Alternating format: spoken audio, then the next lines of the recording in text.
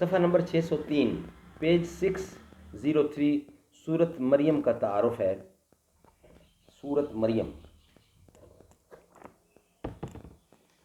اردو ترجمہ تشریحات توضیح القرآن، آسان ترجمہ قرآن تشریحات کے ساتھ، از مفتی محمد تقی عثمانی۔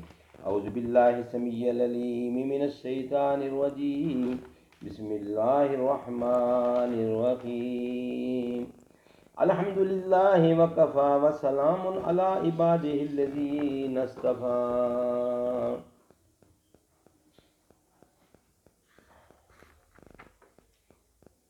ناظرین، پارہ 16 کالا علم مریم، سورت مریم سیریل کے حساب سے 19 نمبر پہ ہے قرآن کریم میں۔ یہ سورت مکی ہے اور اس میں 98 آیتیں ہیں اور 6 رکوع ہیں۔ بسم اللہ الرحمن الرحیم، کہا یا عین صاد، ذکر رحمتک ربک عبدہ زکریا۔ کا ہے یا عین صاد، اس کا ترجمہ نہیں لکھا، ویسے ہی لکھا ہے۔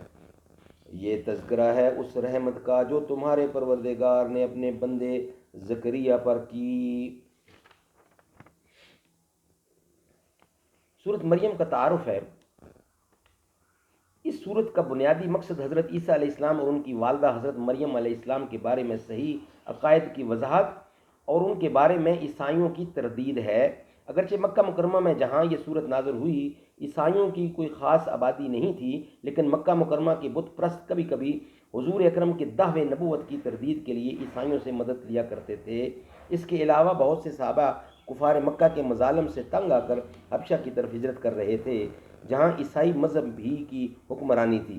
اس لیے ضروری تھا کہ مسلمان حضرت عیسیٰ علیہ السلام، حضرت مریم، حضرت زکریا اور حضرت یحییٰ علیہ السلام کی صحیح حقیقت سے واقف ہوں۔ چنانچہ اس صورت میں ان حضرات کے واقعات اسی سیاق و سباق میں بیان ہوئے ہیں، اور چونکہ یہ واضح کرنا تھا کہ حضرت عیسیٰ علیہ السلام خدا کے بیٹے نہیں ہیں جیسا کہ عیسائیوں کا عقیدہ ہے، بلکہ وہ انبیاء کرام ہی کے مقدس سلسلے کی ایک کڑی ہیں۔